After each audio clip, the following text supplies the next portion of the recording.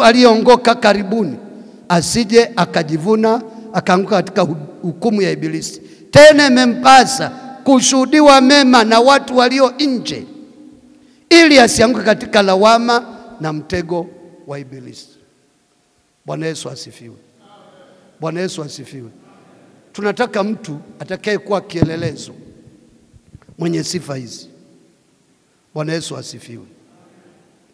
Kwa tunataka mtakapokuwa mnapiga kura, lazima mchague mtu mwenye sifa hizo. Sasa ninapomaliza kabisa,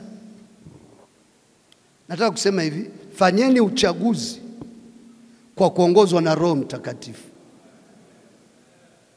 Fanyeni uchaguzi kwa kuongozwa na Roho Mtakatifu. Nilikuwa nasoma maandiko ya ajabu sana. Yohana 7 mstari wa 14 na Yohana 8 mstari wa 15 na 16.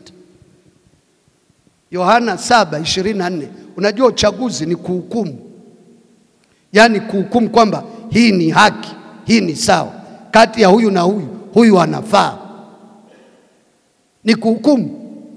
Kufanya uchaguzi ni kuhukumu. Sasa anasema hivi katika Yohana 7:24, basi msihukumu hukumu ya macho tu, bali ifanyeni hukumu iliyo ya haki.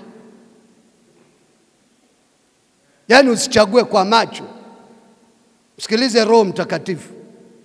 Katika Yohana 8 ndio imekaa vizuri zaidi. Yohana 8:15 na 16. Yesu akawaambia wale waliokuwa wanamsikiliza, ninyi mwahukumu kwa kufuata mambo ya mwili. Ninyi mwahukumu kwa kufuata mambo ya mwili. Mimi simhukumu mtu. Nami nijapo hukumu yangu ni ya kweli, kwa kuwa mimi si peke yangu, bali ni mimi na yeye aliyefanyaje. Sikiliza, neno hili liniogopesha. Yesu akawaambia Wayahudi, ninyi mwahukumu kwa kufuata mambo ya mwili. Mnaamua kwa kufuata mambo ya mwili. Huyu ni mwalimu wa sekondari, huyu amewahi kuwa msaidizi wa waziri mkuu, na kadhalika na kadhalika. Yesu akamwambia, mimi si hukumu.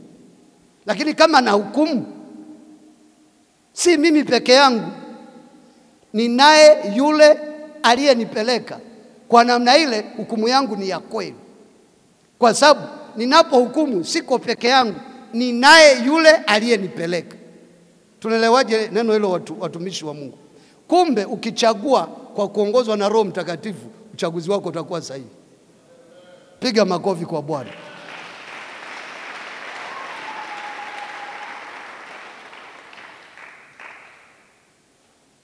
Bwana Yesu asifiwe. Baada ya hayo maneno, nataka niombe uchaguzi, alafu nitawapa nafasi waliokuwa viongozi wetu katika kanda hii wanaomaliza muhula wao, watasema. Kura zetu zitakuwa ni kura za siri. Utapewa karatasi, utaandika. Lakini pia wenye sifa za kupiga kura, mnisikilize, wenye sifa za kupiga kura ni wachungaji wote wa kanda hii ya Ziwa Mashariki, lakini pia na wakurugenzi wote, wakurugenzi zetu kwa ngazi ya kanda. Tunaelewana? Na kama ni mwalimu ngazi ya kanda, kama ni mwinjilisti hivyo hivyo. Wale ambao ni wakurugenzi zetu kwa ngazi ya jimbo, lakini sio wachungaji, au ni walimu kwenye ngazi ya jimbo lakini sio wachungaji, wale hawana sifa za kupiga kura. Katibu mkuu atakapokuja atatoa nafasi, mtakaa kule nyuma, ili wenye sifa wataendelea na kupiga kura. Huo ndio utaratibu, sawa na mjibu wa katiba yetu. Na bahati nzuri ninazungumza mimi mwenyekiti pia wa bodi ya wadhamini, niko kulinda katiba. Bwana Yesu asifiwe. Huo ndio utaratibu. Hebu tusimame tuombe kwa ajili ya uchaguzi.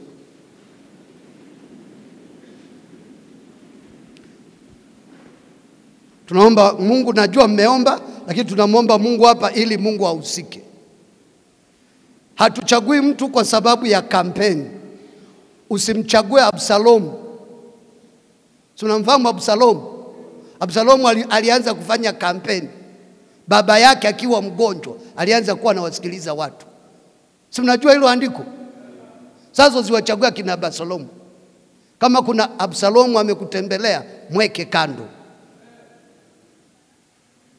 Sisi tunahitaji kiongozi ambaye Roho Mtakatifu amemnyoshea mkono. Huyo ndio tupe. Ukitupa kiongozi ambaye amepiga kampeni, atakuwa ni kiongozi ambaye hatufai. Sawa? Wacha tuombe. Baba, katika jina la Yesu, tuko hapa asubuhi ya leo kanda ya Ziwa Magharibi.